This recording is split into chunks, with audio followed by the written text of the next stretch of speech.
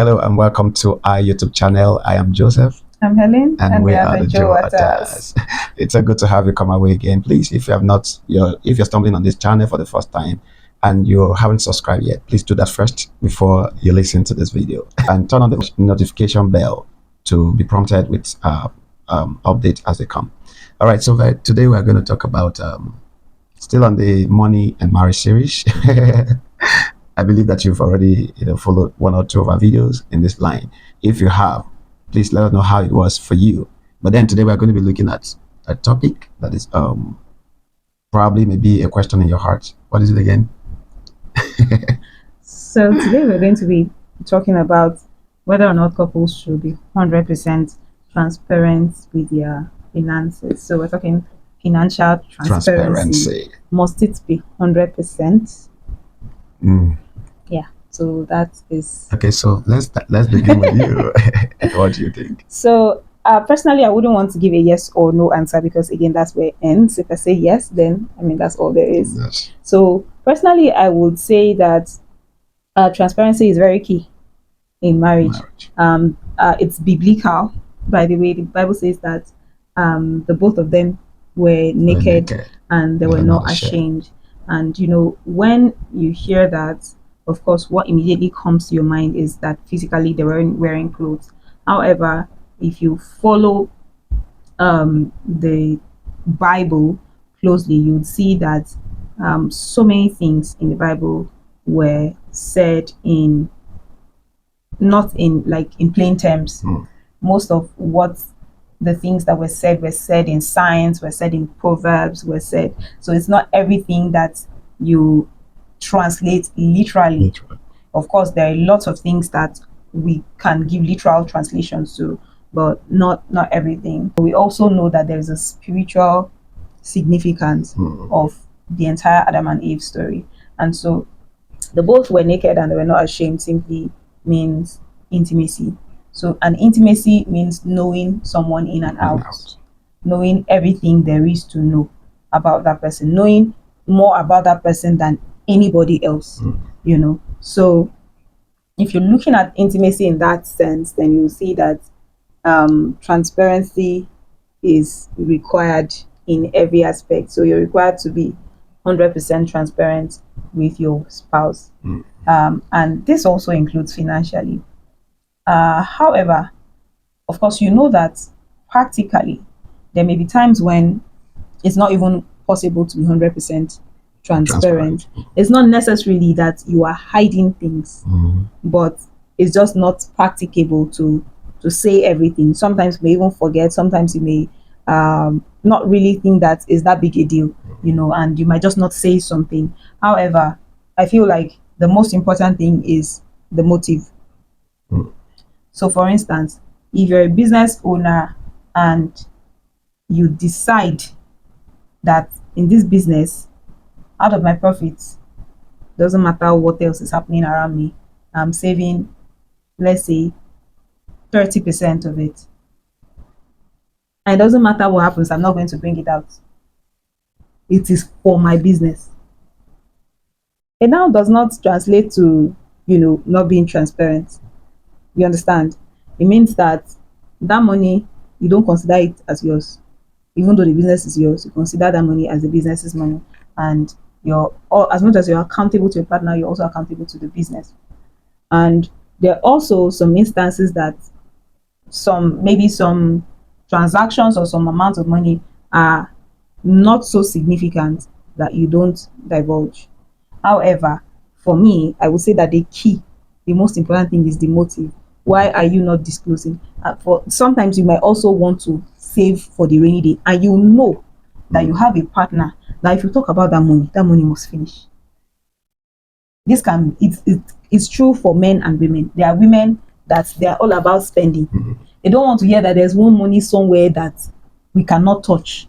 So something must come up that requires that money to be spent. Absolutely. There are women like that, and there are also men like that are not so disciplined. So if there's money somewhere, then it has to be spent. A need must come, and that money must be the one that has to be spent. So for me, it's the motive. Why are you keeping maybe something away? Is it because you don't want to share it, or is it because you are preserving it for the good of the family in the future? So there are, like I said, the general rule is that you need to be transparent and 100% so. But again, I feel like there are some instances that transparency is needed, but you might have reason to not be 100% transparent, and is still okay as long as the motive is not selfish. As long as the motive is not selfish, the motive is not get what's bringing separation of my money. My money, I have the right to keep it, or I need to be able to decide what happens to it, and all of that and all of that. Then, for me, it's justifiable enough reason to not divulge. Okay. You said a lot. All right. So if I may lend my voice to that, I would like to start from, you see, the truth is, I read a story of this man who was ill, and then the wife was running all over the place looking for money to pay. Our hospitals where they will insist that you have to make a deposit before you can be attended to, no matter how critical your circumstance may be. And this man was terribly ill, and then the wife and other members of the family were literally running around everywhere trying to look for money to make deposit so that he can be treated. And unfortunately, before they could even get a hold on a reasonable amount as was requested by the hospital, the man passed on. Only to when they took him to the morgue, of course they need to go and wash him first, and then in the process they realized that the man had a belt-like purse that he has made around his waist with monies, stacked all over the place. And so the wife was so mad, like, how can this man be so stingy? You have money that could have saved your life, but you were so stingy that even at that point he was thinking that he will survive, and so he will still keep the money. So there are instances like that where, That's extreme. yes, very extreme. So there are people who are just like that. They just want to hide things, intentionally. And then there's another story of a lady who was married to a very good man, and then she was working, and of course she went to buy a piece of land in the name of her parents and started building for her parents, and the husband was completely oblivious of what was happening. That was also extreme. When That's extreme. yes. So when we talk about being transparent in this case, I think that if you had listened or watched our previous videos, you will see if you already have a clear structure on how you administer your resources, especially if you're running the hybrid method, for instance, as explained. If you have not watched that video, just check backward and then check on this same page and then get a hold of that video. If you have watched that, if you're operating the hybrid, of course there's a lot of money left in your own custody, in your personal account, to spend. Once you assign the percentage to the bulk account, the one that is in your own account, you can decide out of it what you ought to spend to put something in, maybe one's private savings for yourself. You're not being secretive. That one is, you're being wise. You're demonstrating wisdom. And like she said, the motive is that there may be a rainy day, and of course the goal is so that you will not come to a point where you're stranded totally, and then you're having to need help from outside. At that moment, something can just come, and then maybe it's the man, and then the woman is amazed. Where did that come from? So, but in terms of transparency, I would say that, like she already established, it is scriptural. If you're watching, whether you're a Muslim or you're a Christian or you're a Hindu, I mean, any relationship that must work, whether faith-based or secular, must thrive on sincerity and transparency and trust. Because the moment there are hidden agenda and secret, trust will be questioned. And when trust is questioned or betrayed, it becomes difficult to keep the relationship. So the man should be able to divulge without hiding anything, exactly what he earns or makes from his, whether business or job. The same with the woman. And then the family, that is the transparency.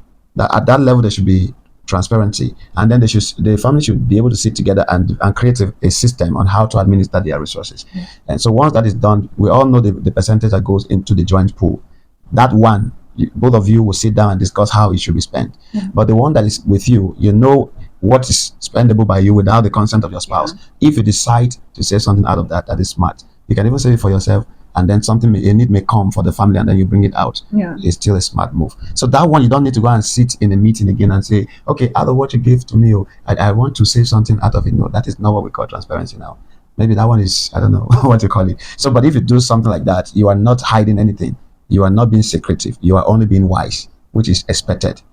So that is the first thing I want to say. Yeah, so that works very well for the anybody operating like a hybrid Yes, approach. and then for But I think that for the solo, the solo and for the all-in approach, it might be a bit yes. challenging. So that's why I'm saying that at the root of it, both couple or both partners in the marriage should know what each person is making. Okay. At that root of it, there should be. You don't need to hide anything. There are culture where they say, "Don't tell a woman everything you have." That one, I think, is a lie from the pit of it. That is the reason why you don't tell your wife everything you have. Then, when something happens with you, the same brothers and family members who don't care, who care little or nothing about you, that you're divulging information to and hiding from your wife, they may even plot your death. The moment you die, they finish burying you. The next thing is to drive your wife out and the children. Yeah, To and I start feel like claiming properties. that don't tell your wife everything you're earning still works against you, because Exactly. even if nothing happens to you, there when someone does not know what is left after you give them They something, can place they much. would assume that there is more, so they'll keep asking because they feel you still have. So, but when everything is bare and you're saying this is what we have, this has been designated for this, this has been designated for this is all we have to spend. It now becomes clear that, okay, if you're making demands, where do you want the money to come from? Absolutely. Yeah, but when you think that, oh, if I tell her, she's going to ask for more money, and then you don't tell her, it only makes her to ask for more money because she assumes that there is more. That's true. Yeah. And then on the flip side, you see a woman who is in her husband's house, loving husband, well taken care of, and then she has this cultural inhibition or mindset that when you are in your husband's house, you should be saving something in case something goes wrong. I read a story that is very terrible. One lady who, she got into that marriage, and as soon as she got married, she was already planning, saving some money in case a guy shows her shege tomorrow. Why did you now marry someone that you are thinking that they will show you shege? Exactly. That is what the problem is. It didn't work It out won't work, at the end of the day, because she was already expecting shege, because she came in with trauma from her mother's inherited trauma from her mother's marriage, because her mother has seen shege. So she came in expecting Shege Banza. And she saw Shege Pro Max because she literally manifested her expectation. Yes, expectations are powerful. Yes, she manifested that expectation. The guy actually did show her the Shege that she was expecting that he would show her. So I think that it's really wrong to come into a marriage and start putting money aside in case. Yeah, absolutely. I think that is where the problem actually is. Like you said, motive counts. Yes. And so we have already given you all the sides of the coin. Yeah. And so you can see where it is accepted and where it is absolutely, where it's a no-no. Yeah. You can come into a marriage with someone. I mean, you have a choice. As a young lady, you have a choice. There's nobody that's doing you a favor getting married to you. You have the choice. And it could have been somebody else. Yeah. Now you chose this one. Then from the beginning, you are now saving for the worst. No, expecting the worst to happen. Save for the best. Yeah. Expect the better. Yes, I mean, just hope for the best. Yeah. Expect the best in your husband, in your children, and even in yourself. Yeah. That is how to go. So, and if that happens, you realize that you can take risk, calculated risk, intentional risk, corporate risk, personal risk, because you know that this marriage will work. Yeah, come rain, come shine. No matter the experience of your parents, you can decide to rewrite your own story. Absolutely. And it begins with your attitude. So transparency is absolutely necessary. But again, like I explained, that wisdom is required at some level. So, like we always say, these rules are not cast in concrete. And there's no one family.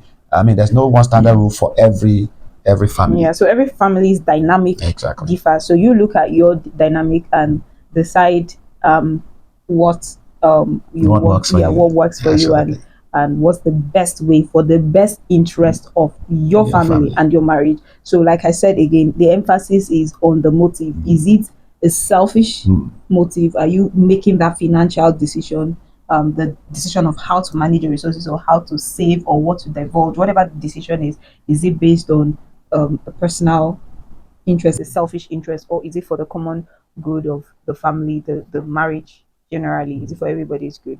That will determine if it's right or wrong. Absolutely. Yeah. All right. So you've heard it all. So please do well to Leave us a comment if you have a contrary view or you agree with what we said, and then you learned a couple of things from this video. Please let us know how well and in which area this video has blessed you. And if again you have not subscribed, if you've watched to this point, you should have subscribed already. But if you haven't, and share, like and share to someone that may be in their need of this timely, information that we share. I think this was quite deep. Yes, yeah, this was quite deep, and I know that it will liberate somebody. Absolutely. All right. All right. Thank you for watching, and we'll see you in our next video. Bye.